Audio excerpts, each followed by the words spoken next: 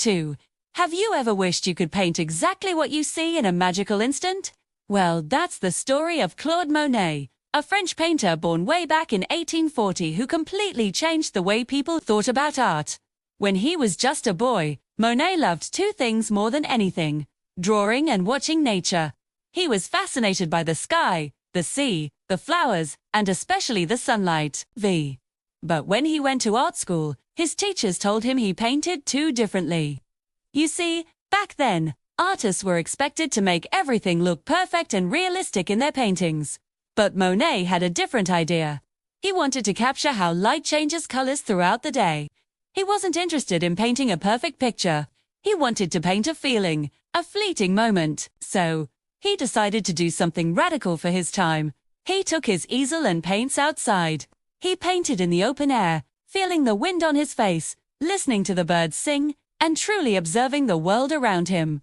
He would paint the same scene over and over again, at different times of the day, just to show how the morning light looked different from the afternoon sun or the evening glow. Who wanted to capture the instant impression a scene made on his eyes.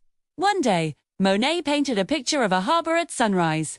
The sky was filled with soft oranges and purples, and the sun was a bright orange dot, reflecting on the water. The boats and the dock were just blurry shapes in the morning mist. He called it impression, sunrise. When people saw it, many thought it was strange and unfinished. They even used the word impressionist as an insult to describe Monet and his friends who painted in a similar style.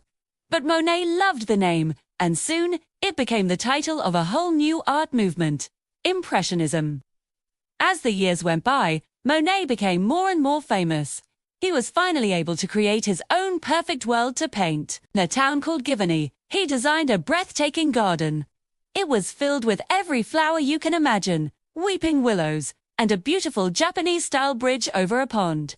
This pond was covered with water lilies. Monet's garden in Giverny became his greatest inspiration. He would spend hours there, painting the reflections on the water, the changing colors of the flowers, and the delicate petals of the water lilies. He painted hundreds of pictures of his water lilies, each one different from the last, even when he grew older and faced challenges like problems with his eyesight that made the world look blurry. Monet never stopped painting. Believe that art was a way to share beauty, emotion, and joy with the world. He kept painting his feelings, his impressions of the world, right until the very end.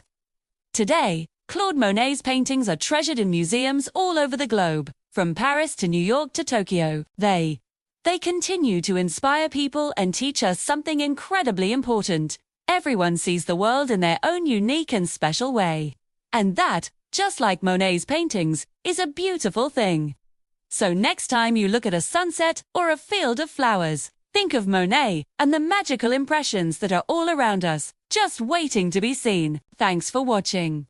If you enjoyed this story, don't forget to like and subscribe for more adventures in art.